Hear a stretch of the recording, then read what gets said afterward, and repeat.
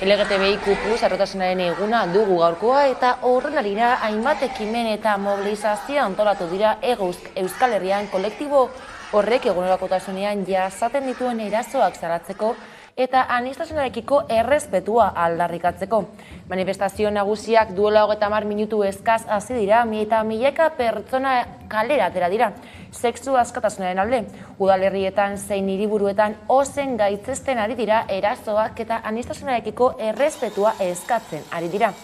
Goizean berriz ekitaldi instituzionalak egin dira udaletxeetan, foru aldundietan eta parlamentuetan.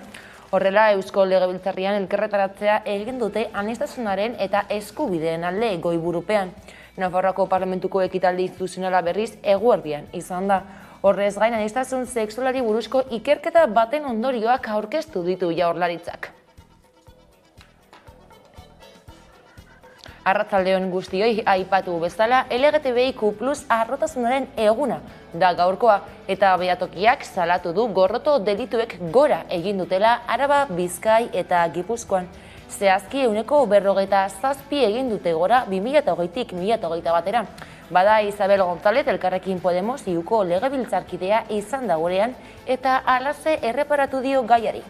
Guk eskatuta ikusten dugu erasoen gorakada eta benetako zenbakiak handiagoak direla, jakinda, eraso guztiak ez direlako salatzen. Eta hori badakigu guk eta behatokiak salatzen du behin eta berriro. Zentzu horretan, garrantzitsua da gaur egun LGTBI pertsona guztiei esatea ez daudela bakarrik. Eta beraien bizitza garrantzia dutela eta indarkeria horiek prebenitu eta babestuko dituzten politikak guk zabaldu behar ditugula indarkeri hori desagertzeko. Gainera, aipatu bezala, goiz honetan ekitaldi instituzionalak jaso dira Hego Euskal Herrian eta artean, aniztasun sexualei buruzko ikerketa baten ondorioak aurkeztu ditu Eusko Jaurlaritzak. Horren arabera, Arabako, Bizkaiko eta Gipuzkoako biztanleen 13,5% adierazi dute sexu orientazioak edo identitateak eragindako eraso fisikoen lekuko izan dela. Eta 60%ak aitortu du LGTBI kolektiboak ikusi ezintasuna eta mugak dituela bere nortasuna askatasunez adierazteko orduan. Euskal gizartean, herritar gehienak sexu eta genero aniztasunaren alde daude. Bai eta LGTBI kolektiboa diskriminatzarearen aurka ere, bai arauekin lotutako alderdietan bai alderdi formaletan. Izan ere, Euskadiko indizeak dioenez, herritarren 75,77%k jarrera irekia dauka sexu eta genero aniztasunaren aurrean. Balore honek berresten du Euskal herritar gehienek jarrera ireki tolerante eta inklusiboa dutela.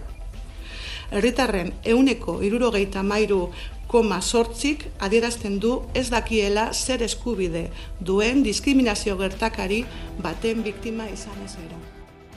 Hurrengo ikasletik aurrera euskara gehiago izango dute Irazarriko, Nafarro Bera, Barkozeko eta Larrieneko Zuberoa eskola publikoetan.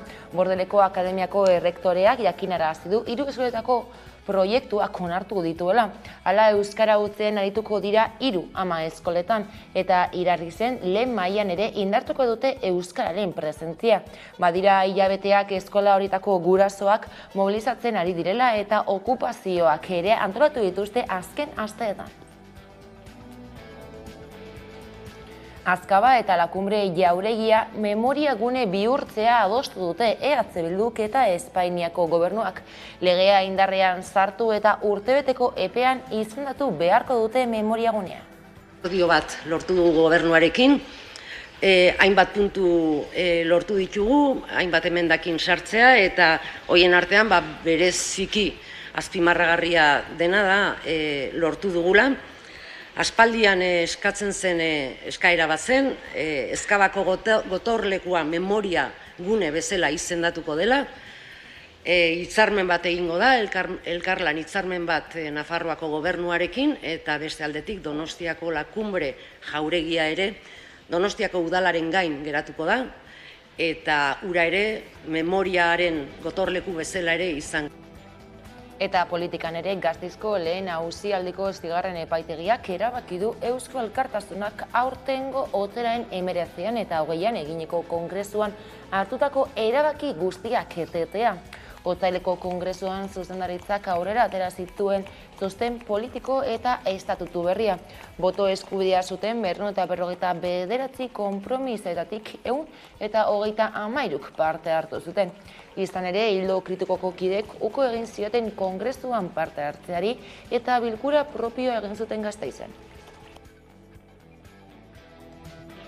Jaurlaritzak adierazpen bat onartu du legez eratutako errepublikaren erregimenaren aurkako altzamendu militarra gaitzesteko eta gatazkak ebazteko baliabide gisa indarra erabiltzea arbuiatzeko.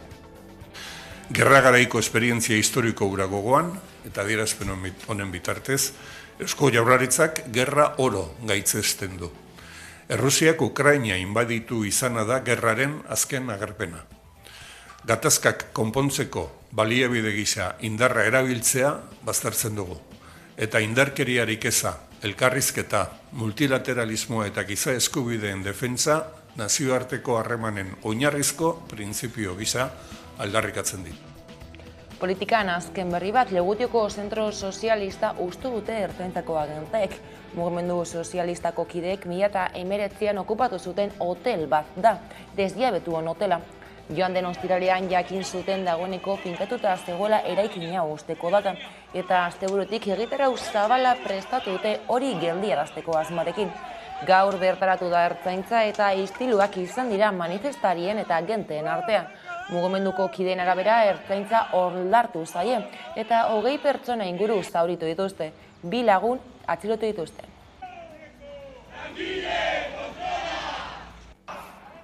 Ekonomia arlora salto eginda, 2 greba egun bateratu adostu dituzte Mercedeseko sindikatuek. Lanuzteak ekainaren 30an eta uztailaren 6an egingo dituzte ELA, LAB, LCK, UGT, Comisiones Obreras, Ekintza eta PIM sindikatuek. Hala, desberdintasunak gaindituta, denak batera eta pankarta berarekin irtengo dira langileak. Mikel Díaz de Alda, Mercedeseko LAB sindikatuko ordezkaria. Eta uste dugu horretako importanta dela, aurreko asteazkenean ikusi zen moduan, mobilizazioak egitea, ez? Guk gauza batzuen artean eskatzen dugu malgutasun gehiagorik ez, gaur egun dagoen malgutasunarekin, enpresak nahikoa duelako, KPI-ari lotuta egon bat direla soldaten egora bai edo bai, horrekako lana kontratu egon bat dela indarrean, eta haiek deritzoten modelu bat jartzen bada martxan, diskriminatzaia eskatzea, ez? Mundu guztiarentzako baldintza ona. Jaurlaritzako Gobernu Kontseiluaren bileran gainera Bingen Zupiriak adierazi du negoziazio dela beide bakarra akordioa iristeko. Hori bai, Jaurlaritzako bozeramaileak gaineratu du lakoaren ustez estrategikoa dela Mercedesek egin nahi duen inbertsioa. Beti adierazi dugu errespetuz ikusten eta hartzen ditugula, kasu honetan Mercedeseko langileen ordezkariek egin dituzten deialdiak, negoziazio baten aurrean, lanuzterako, eta beti esan dugu, eta gaur ere esango dugu berriro, elkarrizketa eta negoziazioa direla bide bakarra akordioetara iristeko. Eta Mercedesek Gasteizen inbertsio garrantzitsu bat egin nahi duen momentu honetan uste dugu elkarrizketa eta negoziazio horrek garrantzi berezia hartzen duela. Mercedes konpainiak Gasteizko lantokian egin nahi duen bere jardueren zabalkunde hori estrategikotzat ikusten dugu Eusko Jaurlaritzatik. Bilboko Justizia Jauregiko atarian protesta egin dute goiz honetan Alkontako grebalariek greba mugagabean 121 egun eta gero gaur dute 25 kaleratzearen kontrako epaiketa.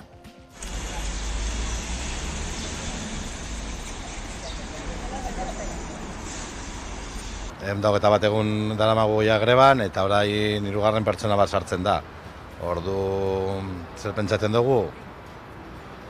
Gauza zaila dela, baina 3. pertsona sartzen denez, Eusko Jaurlaritza ez da gertu, Irizar ez da gertu inoiz ere ez, así que 3. pertsona hau, ia zerbait egiten duen, ez dugu uste, baina egon ginen orain dela 2 aste horrela, egin zuten asanblada, kooperatibisten asanblada eta kooperatibistaren partetik ez dugu ezer lortu, Eusko Jaurlaritzak ere ez, eta inork ez digu esan ezerrez. Adunako plantan hasiko dira bateriak egiten, bateria elektrikoak egiten, eta orduan Eusko Jaurlaritzak esan du akzioak erosiko duela eta dirua sartu behar duela. Orduan gu esaten duguna da zelan alduzu sartu dirua kooperatiba baten enpleguak desegiten duena. Nazioartean berriz, Nikola Sturgeon Eskoziako lehen ministroak bere agintaldietako pausorik garrantzitsua eman du independentziaren aferan. Eztabaidari argitasuna eta zehaztasuna emateko helburuarekin, orain arteko bide orririk argiena jakinarazi du. Bigarren erreferenduma 2023ko urriaren 19an egitea proposatu du.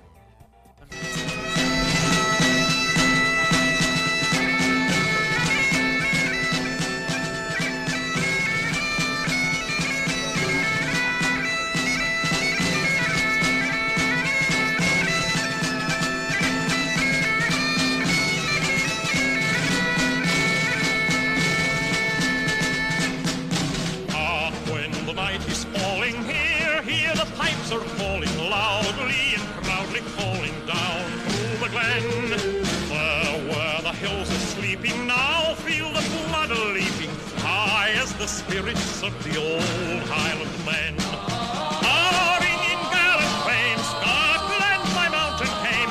High may your proud standards gloriously wave. Land of the high endeavour, land of the shining river, land of my heart forever, Scotland the brave.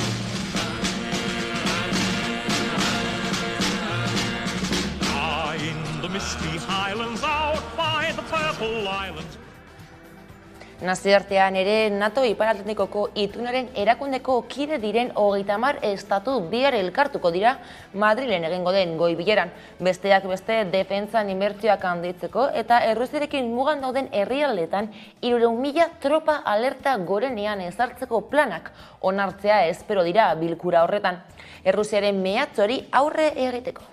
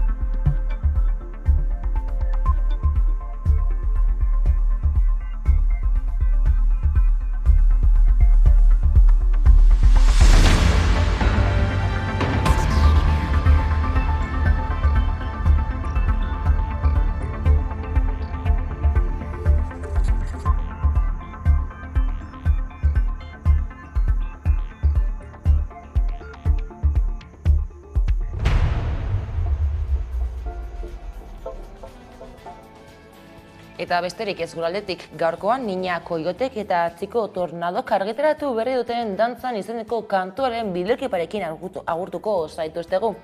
Gogoratu, neoro aurkituko gaituzuela zuzenean amaieran hamaika.eus atarian. Ondo izan.